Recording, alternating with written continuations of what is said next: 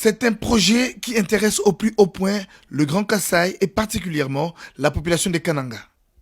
Le barrage hydroélectrique des Katende sur la rivière Lulua, à une centaine de kilomètres des Kananga, devrait améliorer sensiblement la desserte en eau et électricité dans cette partie du pays.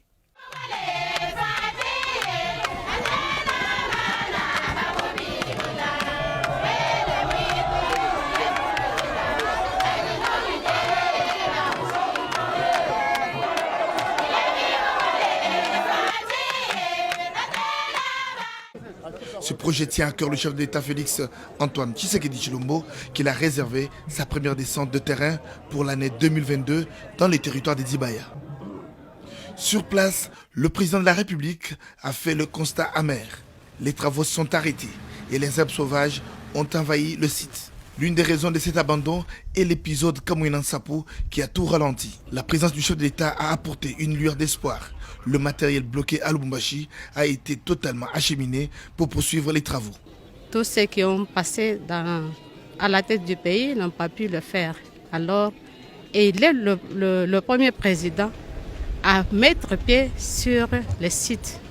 Alors, nous voyons qu'avec sa présence, dès que les travaux seront relancés et achevés, notre province va bien revivre et nos frères et sœurs qui chantent auront du travail et ça sera une grande joie pour la population. Vous voyez combien de gens sont là pour l'accueillir.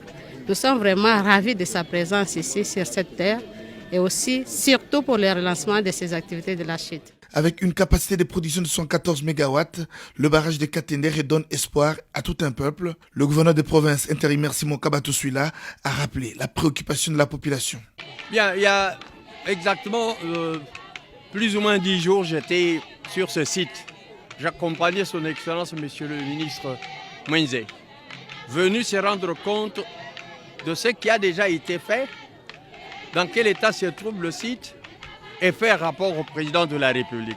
En partant, il m'a dit que sa visite était pratiquement la dernière parce que sa visite allait provoquer celle la toute dernière du président de la République, chef de l'État.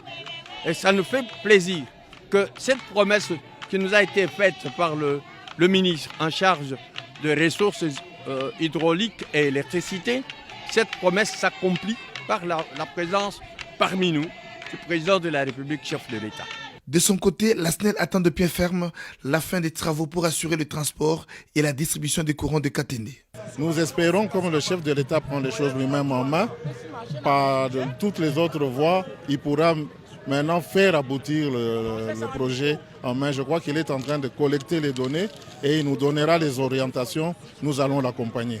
Aux chefs traditionnels et autres personnalités présentes, le chef de l'État a dit toute sa détermination de poursuivre ce projet jusqu'à terme.